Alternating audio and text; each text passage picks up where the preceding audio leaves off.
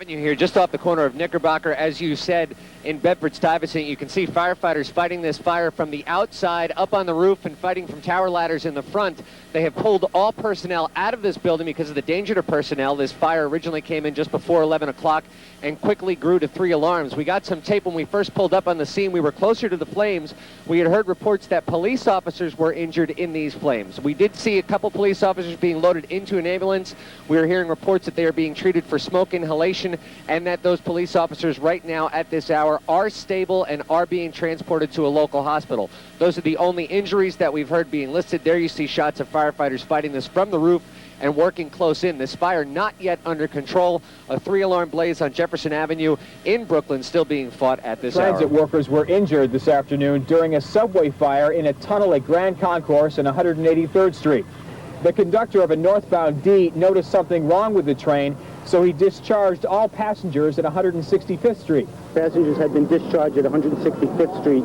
Transit had determined they possibly had a potential problem and evacuated the passengers prior to any condition arising that would jeopardize the passengers. As the conductor continued north, heading into the yard, the train was filled with heavy smoke. One transit worker was burned as he tried to isolate a grid beneath the train and was hit with an electrical arc. If there were people on the train, it would have been a whole different story, because just getting, even if there were 100 people, which is a light train, that's 12 people per car, just getting them out of this and then using it to stretch a line would have been very difficult. The fire began at a plastics factory on 30th Drive in Astoria and spread to an adjoining apartment building, forcing it to be evacuated. The fire started in the outside lot of Pop Display, a sign company, but it quickly spread to this neighboring apartment building, forcing frightened residents to flee. We thought that we would lose that entire building. They confined the fire. It's on every floor of that building, but it's in the rear area only, the closest to the factory. Firemen rushed to their rescue, getting everyone out without injury. Others had to be kept back from going home for their own safety. Part of the problem was exploding propane scared everyone. The smoke and heat beat them back. Several firefighters suffered from heat exhaustion. One was treated for burns to both of his knees. The blaze started in an outside storage shed is unusual. We're concerned about how the fire started. In that yard, there should be no reason for a fire starting like that. 32 families are temporarily displaced, although some may be able to return soon. And while the fire disrupted lives, some people found happiness after the fire when their pets were rescued and returned. I'm happy. More than 200 firefighters responded to the 5-alarm blaze. One suffered burns on his knees, and 5 others had to be treated for heat exhaustion and smoke inhalation. But they saved everyone. A fire on the tracks, possibly caused by trash, stalled those 2 trains for about an hour until one could be backed up, the other moved forward, and the passengers released from their smoky confines. Emergency medical technicians treating scores of subway passengers, from infants to the elderly, trapped on board 2 trains, the A and C trains, stalled near the East New York subway station for about an hour. Combating panic among passengers trapped on smoky subway cars was the job for riders like Robert Castro, while firefighters battled the blaze. The fire area itself was approximately 25 by 100, which would be a large fire above ground. Down below ground, it's extremely difficult. The cause of the fire is likely trash, but possibly construction supplies. An investigation is underway. The fire broke out around 8:35 this morning, sending thick black smoke out of the transit substation. For nearly an hour, passengers sat directly below the fire in a southbound F train without power until they were evacuated. 4 Con Edison feeder lines sit underneath the substation. Power has been knocked out to a large chunk of the Lower East Side. Electricity is off between 7th and 14th Streets from First Avenue to the East River. Officials say they just don't know how long buildings and businesses will be in the dark. The 2 big effects that it will have now is, number 1, on the subway system, since there are transformers in the building, and then number 2, on electrical power, since it just happens to be that right below the building in that area, there are 4 Con Ed feeders that service this area. 8 people, 7 of them firefighters, have suffered minor injuries. Officials say the fire is hard to put out because it's located in the basement and because firefighters cannot use water. We're hoping that the foam puts it out. We think it will because it's a confined space. We've got to worry about transformers that are down there. We've got to worry about a lot of different things that prevent us from just going in there and putting it out as quickly as we might like. But we'll get it. No passenger injuries were reported. There were 8 injuries at the fire, a civilian and 7 firefighters, none seriously. Power was cut off to some homes and businesses in the surrounding area, in some instances trapping people in apartment houses. Firefighters helped seniors up the stairs of the LaGuardia houses where a brownout cut off elevator and water service in the 9-building complex. Now I'm waiting for a nice man to carry me back up. We've moved 17 people from 23 buildings. We had 10 in one elevator. Everybody seems to be all right. No medical emergencies at this time. Shortly after midnight in what used to be an old firehouse near Gracie Mansion on the East River. The 2-alarm fire was brought under control in a few hours, but crews spent the day putting out hot spots. No one was injured, but the structure was completely destroyed. The fire marshal is investigating the cause of the blaze. 40 in the morning, they received a knock on the door to say there was a report of a fire. They came, gave a signal 1075, which means we'll get 4 engines and 3 trucks. When I arrived, the fire was fully involved with the second floor. Units from ladder 126 had to bypass the fire to go to the attic, and they removed 3 victims that were seriously injured, and we have 2 minor injuries for civilians. We have a total of 8 firefighters that have minor injuries and a lieutenant. That was the reason for the 3rd alarm. We had the fire under control, but we needed relief for the members that were injured and for the heat and strain of the fire. Now, there was a problem with the fire hydrant, but I understand there was another one close by. Yes, we have 1 fire hydrant on the corner that was out of service and marked by the units when they inspected, but there was 1 right across the street, so there was no delay in getting water on the fire at first. Any idea of the cause of the fire, Chief? At this time, it's being investigated by the fire marshals. You were telling us before that I see them up there now trying to determine how hot the fire was and how long it was going on? Yes, they use their forensic knowledge to try to investigate and determine where the fire started and if there were any accelerants or any accidental causes. They will determine if it was accidental or suspicious. Newscopter 7 was over the scene at East 117th Street and Lexington Avenue soon after the flames broke out on the top floor at about 6:30 this morning. 2 firefighters suffered minor injuries and were taken to nearby hospitals. The cause of this fire is under investigation. Started this afternoon in a 2-story house. Investigators think it broke out on the top floor of the building, and because the houses are so close together in that area, flames also spread to other homes. The cause of the fire is now under investigation. We're looking at the smoke emanating from a fire at a building in the South Bronx on Tinton Avenue and 156th Street to be exact. Fire began on the right side of that building. Apparently that portion of the building was unoccupied, and we're told also that the people who were living in the building were successfully taken out of the building before the firefighters began to douse those flames. It looks like they have it pretty well under control right now. Still, obviously, pockets of flames that still have to be fought, but firefighters, again, New York's bravest, once again doing a very fine job in a very dangerous situation. So that's the situation at that fire there on Tinton Avenue. Just good to know that everyone got out of that building. With a cut of a ribbon, the city opened its first newly constructed emergency medical service station since the merger of the fire department and EMS. Located in Williamsburg, right next to Woodhull Hospital, the more than $1 million facility was built as part of the city's effort to speed response time by making ambulances more community-based.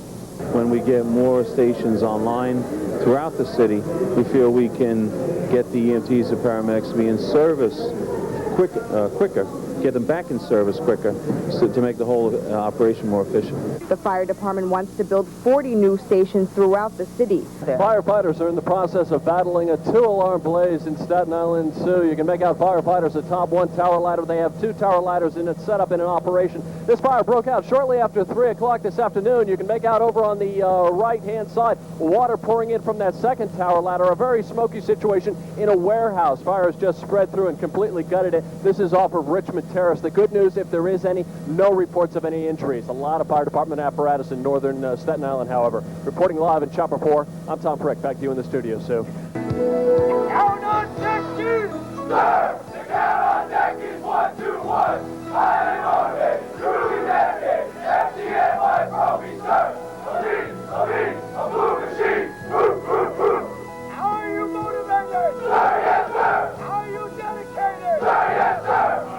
Dave Aslan, probationary firefighter. I'm here at the New York City Fire Department's Bureau of Training, located at Randall's Island, and we would all just like to say, good morning, America! Fire sent up a billowing column of smoke that turned midday to dusk.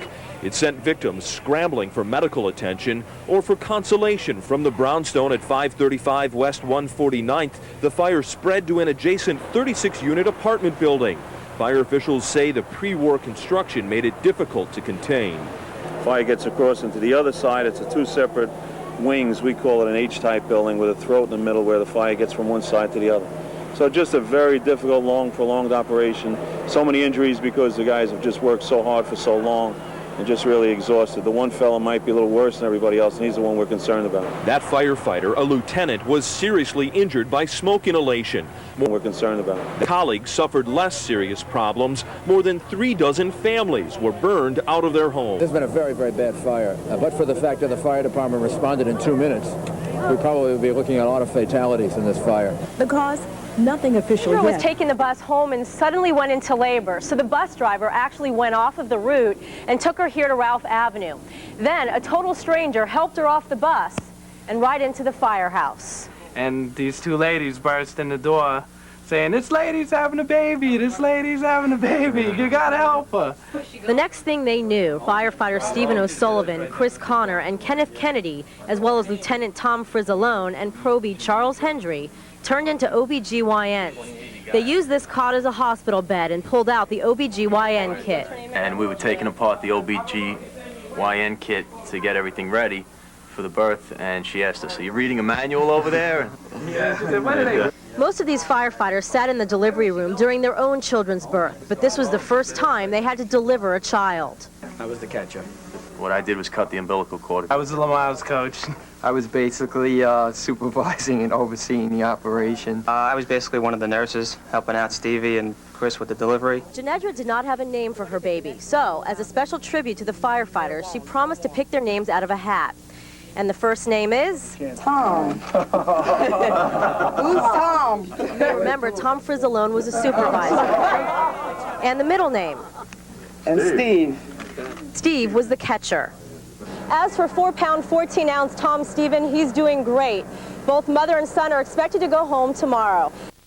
Soundview in Lafayette gutted a series of stores along the block. One firefighter suffered a minor eye injury but was treated and released. All of the stores were closed at the time. No one else was hurt. No word yet on the cause. From the air, thick smoke enveloped 31 West Union Square. At 9:07 this morning, fire officials say a blaze in a 10th floor commercial establishment quickly spread to the 11th and 12th floors. One reason for the spread, the standpipe bringing water through the building broke, and firefighters had to manually string a line outside. The wind was at their back, pushing the fire away from them. When they lost water, they had knocked some of the fire down. Then they had to stretch a line up, as you can see, the outside of the building to get water and put the rest of the fire out. Still, firefighters had a tough time of it. 3 were injured. The 16-story building is home to hundreds of residents. This is at 2098 Starling Avenue in Parkchester. You can see a fire burning out of control in a 1-story building. Fire started in the rear of the building but has now spread throughout. Looks like this building is going to be completely destroyed, judging by the looks of this fire. Heavy smoke and fire continue. You can see we have a ladder in operation right now. A firefighter is trying to gain a good vantage point from fighting this. There are some sparks that tend to fly up every once in a while. They're cutting through the fence to gain entry to the rear of the building. Now, the call came in around 5:48, the 911 call. It quickly escalated to a 3-alarm. Now, this could go, judging by the looks of this fire, could go to a 4th alarm. About 15 minutes away from the start of the 1999 New York City Marathon, and at the head of the line to ensure a fair start. New York City's police and firefighters join arms at the start line, but they also have their own competition going. Since 1982, the New York City Police and Fire Departments have taken part in a friendly rivalry, running the New York City Marathon for the Mayor's Cup. For the first 15 years, New York City's bravest dominated. But in 1997, New York's finest tasted victory for the first time. But last year, the bravest had an extra incentive to win back the cup. They were running in memory of teammate Scott LaPedra, who died in the line of duty. And win it back they did in a combined time of 33 hours, 20 minutes.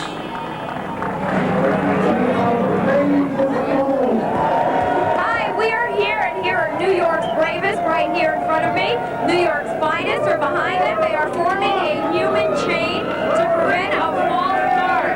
As you know, there's a competition between New York's finest and New York's bravest. Right here with us, we have our Fire Commissioner, Thomas Von Essen. How are you? Good morning. Good morning. And Lieutenant Tony Giorgio. Good morning. Now, this competition between your two groups has been going on about 18 years, and you guys have won 17. Absolutely. But it's a great rivalry. It's a terrific race. It's always a great day for the city. Cops and firemen love it. They work together all year round. It's just another wonderful way to compete. This is for the Mayor's Trophy. You guys are the underdogs. We're the underdogs, but we think today we're going to bring it home. Yeah, what makes you think that? Well, just that special feeling we have. What do you think about it? I think he's probably going to be disappointed again, but I want him to go into the race feeling good because it's a tough day. Now, you're running. That's right. Yeah, and do you have a time, or is this your first time? No, this is my 13th New York City Marathon, and I usually do about 3:30, 3:40 pace. And I know Commissioner Von Essen will run next year. Well, if it's a race between Tony and I, the PD will absolutely win. Okay, let's go back to you guys. Okay, thanks a lot. And welcome back once again to the New York City Marathon. Our coverage on NBC4 continues now. And we know there was the competition between the police and fire departments. This is the fire commissioner handing the mayor's trophy to the police commissioner of New York City. The police, for the second time in marathon history, have won.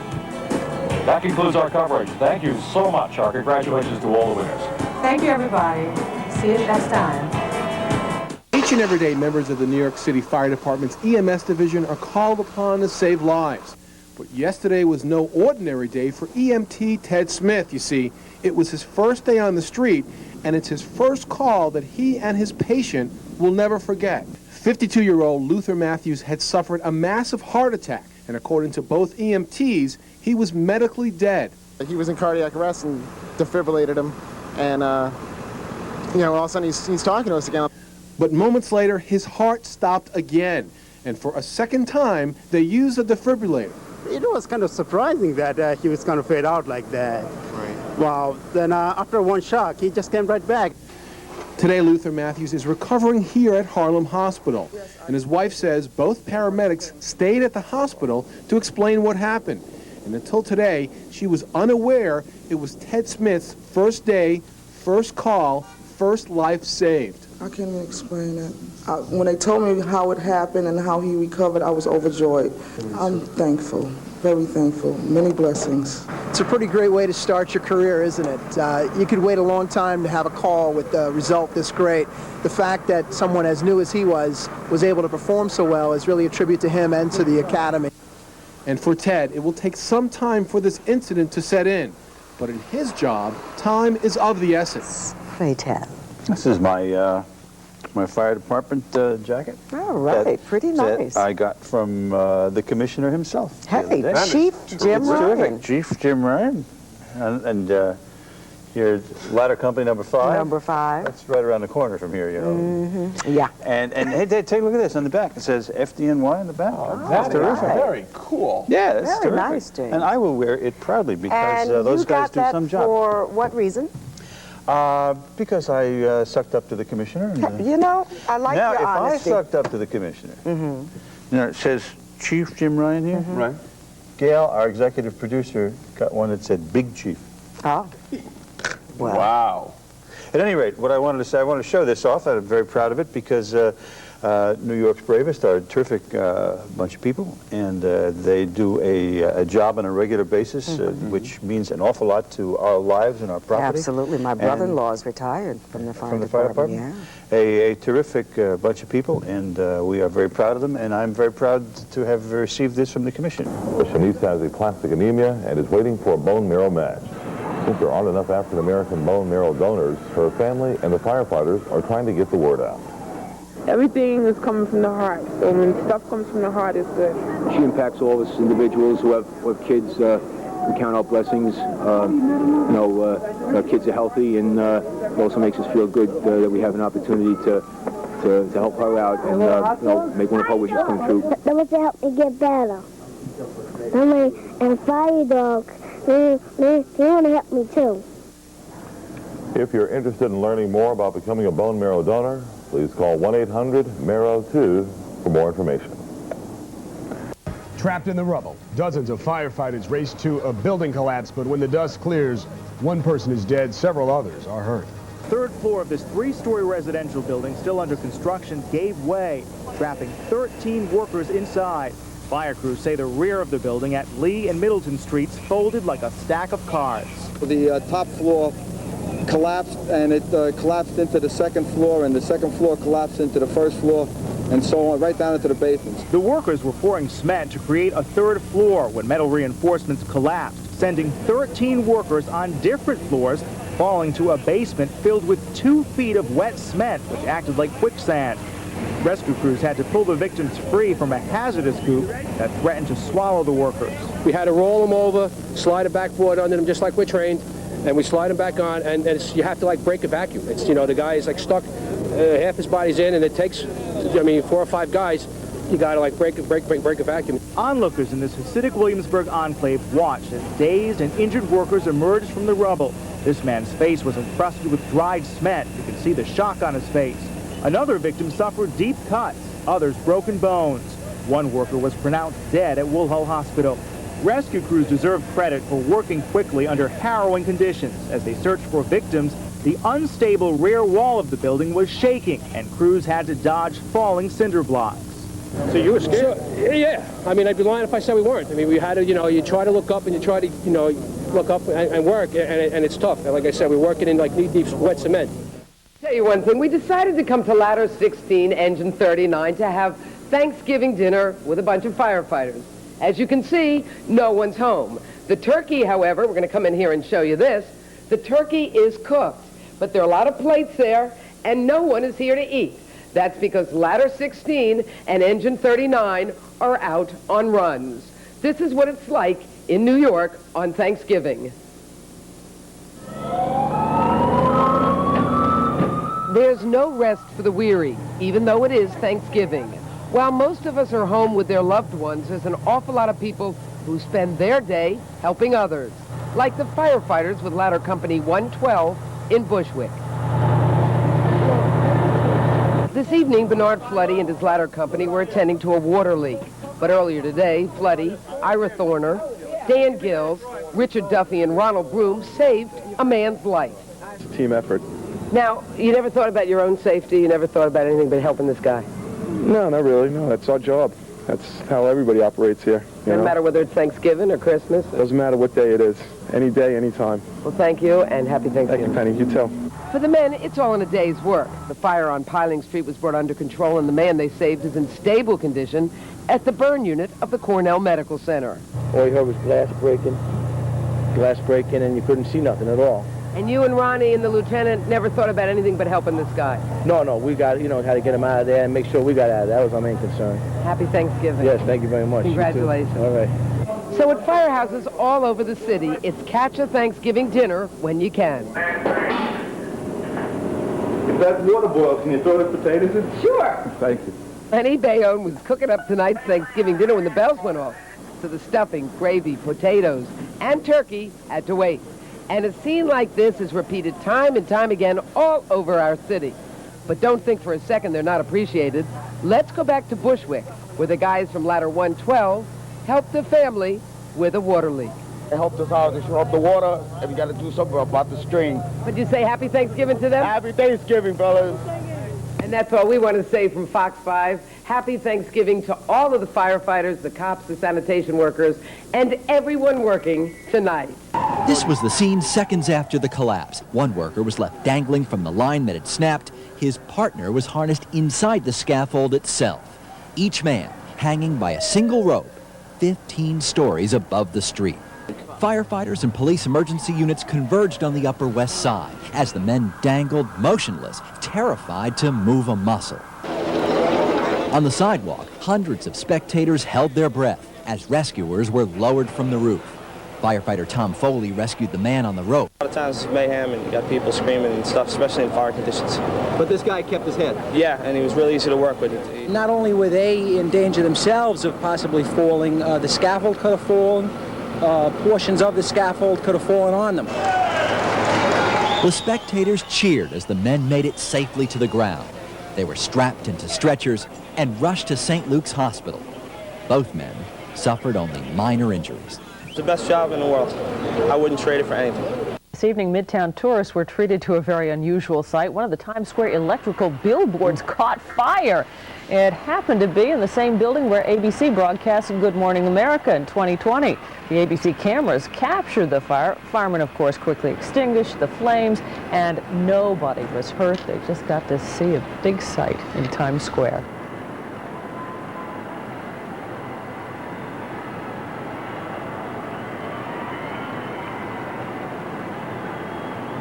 For decades, members of the New York City Fire Department have been called New York City's bravest. It's an honor that you've earned, it's an honor that you deserve, and this is an occasion on which we really reflect on the meaning of just exactly how you've earned the title New York City's bravest.